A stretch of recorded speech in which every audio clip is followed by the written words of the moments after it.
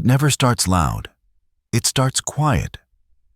A whisper in a hallway, a message that sounds harmless, a sentence that pretends to be concern. They lower their voice, not because it's sacred, but because it's calculated. And you listen, because something in you wants to believe it's innocent, that they mean well, that this is just conversation. But it isn't. It's a performance, a test wrapped in familiarity. They want to see if you'll take the bait. You won't notice it at first. The tone feels soft, even friendly. But behind that softness is intent. The intent to plant something inside your mind. That's how gossip begins. Not with malice, but with a mask of connection. They make it sound like they're confiding in you, like they trust you, like you've earned a secret. But that's the illusion. Because what they're really doing is measuring your silence, your curiosity, your loyalty. People who gossip don't want closeness. They want control. They don't build trust.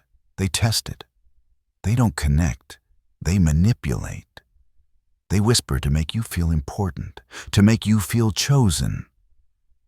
But being chosen by a gossip isn't a compliment. It's a warning. You think you're on the inside, but you're standing next to a ticking clock, because if they can talk this easily about someone else, you're only safe until you leave the room. Their whispers aren't about truth. They're about dominance, power through distortion, attention through destruction, and you'll feel it. That slight discomfort after the conversation ends, the unease that sits heavy in your gut. That's not guilt. That's your intuition trying to warn you that you've just been handed poison disguised as honesty. Every gossiper reveals themselves through rhythm, how they lower their tone when they say a name, how they look around before they speak, how their face lights up not from compassion, but from the thrill of being the one who knows. Watch closely. They'll always speak as if they're protecting someone, when what they're really protecting is their need to feel relevant. Because gossip isn't conversation. It's strategy. It's the quiet rehearsal of betrayal. A preview of the day they'll use your name to entertain someone else. So the next time you hear someone whisper about another, don't focus on the words. Focus on the act. Because every whisper tells you who they are. Every quiet sentence is a reflection, not of the person they're speaking about, but of the person speaking. They're showing you their values, their loyalty, their limits. And once you see it clearly, you can't go back to pretending it's harmless. You'll start noticing the patterns, how their stories shift depending on who's listening, how every truth they tell comes with a twist, how every confidence they share is a shadow waiting for the right light to reveal its shape. And when you finally understand the pattern, you'll stop listening for what they're saying and start recognizing what they're doing. Because a whisper is never just sound. It's a signal. And if you pay attention, you'll realize it's not about the person they talk about. It's about what kind of person they just showed you they are. They'll tell you they're just being honest. They'll swear it's not gossip.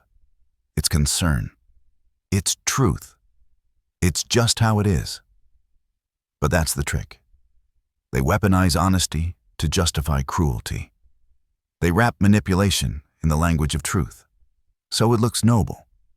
So it sounds right. So you question your own discomfort.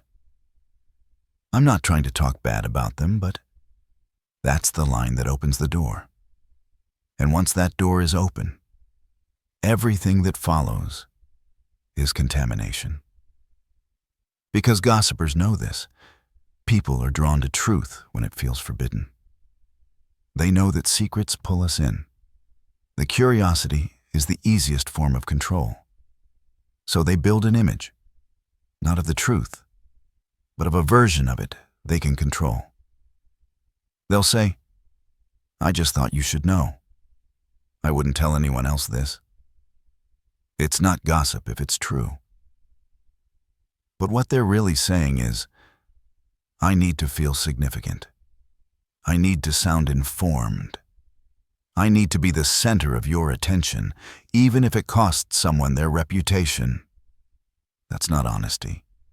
That's theater. And you're the audience they're performing for. Notice how they never speak about the whole story. Only fragments. Only pieces that serve their image. They leave out context, twist intention, and plant doubt like it's truth. That's how manipulation works. It doesn't force you to believe. It lets you convince yourself. They speak with the conviction of someone who's seen things.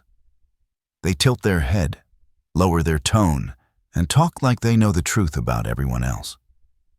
But if you listen carefully, you'll realize their stories don't come from clarity. They come from insecurity. People who feel small try to make others look smaller, and gossip becomes their way to feel tall again. But here's the part most don't see. Gossipers are rarely aware of their own motives. They think they're venting, sharing, connecting. They call it being real. But what they're really doing is protecting their own ego from exposure. Because if they can point out someone else's flaws, they don't have to face their own. So they build this false morality, the illusion of honesty. And they'll sell it to you with conviction, because deep down, they believe it themselves. But real honesty isn't loud. It isn't cruel. It doesn't hide behind, I'm just saying. Real honesty is uncomfortable, because it holds you accountable first. When someone says they're just being honest, watch what comes next. Does it build someone up or break them down? Does it seek truth or attention? Does it reveal something necessary or something they couldn't keep to themselves? Because the motive matters more than the message. The gossiper's honesty isn't about light. It's about leverage. They don't want the truth to be known. They want to own it. To be the gatekeeper of what others believe. To be the one people go to when they need to know what's really going on. That's not integrity. That's control. And control always wears a mask. It never shouts. It whispers in half-truths. It bends reality until it looks believable. Until you forget what fairness sounds like. Until you start doubting the person being spoken about without ever meeting them yourself. And that's the quiet danger. Because gossip doesn't just destroy the one being talked about. It corrupts the listener. The moment you entertain it, it begins shaping how you see others, how you see relationships, how you see trust. It makes you suspicious of everyone. It rewires your instincts. And before long, you begin mimicking the same behavior you once despised. That's the contagion of gossip. It spreads not by belief, but by repetition. It turns good people into carriers. So when someone tells you, I'm just being honest, hear it for what it really is. A mask, a disguise for something smaller, meaner, and lonelier. Because truth doesn't need to whisper. It doesn't need to hide behind pretense. It doesn't need an audience. Truth stands on its own. Quiet, steady, unshakable. Gossip hides behind noise because it can't survive silence. And when you stop giving it your ears, you strip it of its power. So the next time someone tries to pull you into their version of honesty, remember this. Honesty doesn't cost someone else their dignity. And if it does, it was never honesty to begin with. Gossip always pretends to be connection. That's how it survives. It disguises itself as trust, as closeness, as friendship, as something real. It feels like you're being let in, like you've crossed a line most people never do, like you've been chosen to see behind the curtain. But what you don't realize is that curtain isn't trust. It's bait. They don't open up because they care. They open up because they want you bound to them. They want you invested in their stories, their opinions, their version of events. That's how manipulation hides. It doesn't look like force. It looks like bonding. They'll say things like, "I don't tell this to anyone else. You're the only one I can really talk to." And your guard drops, because who doesn't want to be trusted? But that's exactly how the illusion works. You start feeling special, valued, seen. And once you feel seen, you stop seeing clearly. You start mistaking their vulnerability for honesty. But it's not honesty, it's strategy. They're building an emotional contract you never agreed to sign. Because now you feel responsible for their secrets. You start defending them. You start believing their stories. You start trusting them more than your own intuition. And by the time you realize what's happening, you've already been drawn into their web. Their opinions become yours. Their bitterness becomes your bias. Their enemies become your caution. That's how gossip traps you. Not by argument, but by alignment. You think you found loyalty, but loyalty built on gossip isn't loyalty. It's dependency. And dependency always comes with strings. They'll feed you fragments of other people's lives, but never the full picture. They'll keep you hungry for updates, for what happened next. They'll create drama where there was none, because drama keeps them relevant. And soon, you won't even notice that the connection you feel isn't peace. It's tension. It's the adrenaline of being in the know. It's the quiet addiction to conflict. That's the illusion. You think you're closer, but you're only entangled. Because real closeness doesn't need someone else's downfall to feel alive. Real trust doesn't require betrayal as proof. Real friendship doesn't ask you to pick sides in wars that never should have started. The illusion of intimacy always starts with a whisper, but it ends with confusion. Because when you build connection on the pain of others, you're building it on a fault line. It will crack, it will shift, and one day, it will swallow you too. You'll notice it when things go quiet, when the gossip stops for a moment, and you realize you have nothing real left to talk about. No depth, no truth, only commentary. That's when it hits. You were never really close. You were just mutual witnesses of someone else's private life. The moment you step out of line, the moment you stop feeding the cycle, you'll become the next story they tell. Because in their world, trust is just a transaction. And everyone is replaceable once they've been used. So when someone builds connection through tearing others down, don't mistake it for friendship. It's not intimacy. It's information gathering. It's someone learning how far they can pull you into their orbit. And you'll know it's time to step back when you start to feel drained instead of understood. When every conversation leaves a residue of unease. When the connection starts feeling heavy, not honest. That's not friendship. That's captivity disguised as closeness. And the only way to break free is to choose silence over secrecy, distance over drama, peace over permission. Because the ones who gossip to make you feel close will be the same ones who one day use what you said to make someone else feel the same. That's not intimacy. That's a cycle. And the only way it ends is when you stop playing your part in it. Silence feels safe, doesn't it? It feels like neutrality, like staying out of something that's not your fight. But silence isn't neutral. It's permission. When you stay quiet while someone's being torn apart, you're not standing aside. You're standing with the one who's speaking. Every time you nod, every time you don't correct, every time you change the subject but don't confront it, you feed it. You give it oxygen. You help it live. Because gossip doesn't need a villain to survive. It just needs an audience. And the truth is, most people don't want conflict. They don't want to be the one to say, "Hey, that's not right." They want to belong. They want to keep the peace. They want to avoid tension. But peace built on silence is not peace. It's compliance. When you hear someone being shredded by words that aren't theirs to defend, and you say nothing, you become part of the echo. You start carrying that weight too, because now you know. And once you know, you're no longer innocent. Silence makes you complicit in the distortion of truth. It keeps the manipulator comfortable.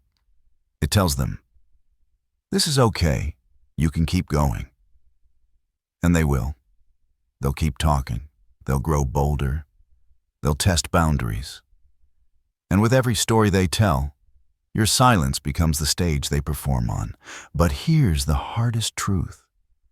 Most people stay silent, not because they agree, but because they're afraid. Afraid to lose favor. Afraid to be targeted next. Afraid to be the topic instead of the witness. That's how gossip wins. Through fear disguised as politeness. It teaches you to prioritize comfort over courage, to protect your image instead of your integrity, to avoid being talked about, by quietly allowing others to be destroyed. And you tell yourself it's not your business, but if it's happening in front of you, it already is. Because your silence speaks. It says, "I see this, I hear this, and I'll do nothing." It says, "Their reputation is worth less than my comfort." That's the real cost of silence. It eats away at your integrity, slowly and quietly, until you wake up one day realizing you've stood by and let too much rot pass through your hands. And when the cycle finally turns, because it always does, you'll see how quickly those same whispers can turn toward you. You'll hear your name in someone else's mouth. You'll feel that same sting of being misunderstood, misquoted, misrepresented. And you'll remember all those times you stayed quiet when it was someone else's turn. That's when the cost comes due, because silence always comes back as regret. So speak, not to shout, not to fight, but to stop the rot before it spreads. You don't have to make a scene. You don't have to defend every name. Sometimes all it takes is one clear sentence. "I don't want to talk about people who aren't here." Or simply, "That's not my kind of conversation." It's not about confrontation. It's about boundaries. It's about choosing integrity over image. Because when you break your silence, you reclaim your voice. And that voice becomes the one thing gossip can't survive. Truth without entertainment. So ask yourself, when you hear the next whisper, what will your silence cost you? Your peace, your respect, your sense of self? Because one day, you'll realize that protecting someone's name wasn't about them at all. It was about protecting who you are when no one's watching. And that kind of silence, the silence of dignity, is the only kind that ever deserves to be kept. Words don't vanish when they're spoken. They linger, they echo, they move through rooms long after the speaker's gone.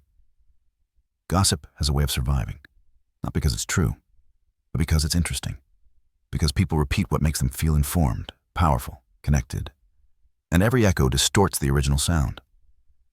By the time it reaches its fifth or sixth retelling, it's no longer even a memory. It's a myth. A fragment of someone's reputation, shaped by 100 careless tongues. That's how gossip works. It doesn't destroy you in one blow. It erodes you, bit by bit, piece by piece, until who you really are is buried under what people have decided you must be. And the cruelest part? You can't defend yourself from something that never stood still. By the time you hear what's being said, it's already been passed, reshaped, and believed. That's the echo, the ghost of your name moving through mouths that don't even know you. You see, people like to think gossip is harmless. Just talk, just sharing. But words are never just air. They change perception. They alter how others see you. And worse, how you start to see yourself. Because when you hear something enough times, even if it's a lie, a part of you starts to wonder if it might be true. That's the slow poison. Not the rumor itself, but the doubt it plants inside your own chest. That's how gossip doesn't just ruin reputations. It reshapes realities. It infects trust. It makes you suspicious of kindness, paranoid about loyalty, and afraid of your own voice.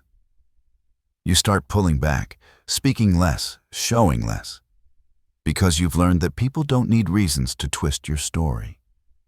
They just need the opportunity. And here's the quiet horror of it all.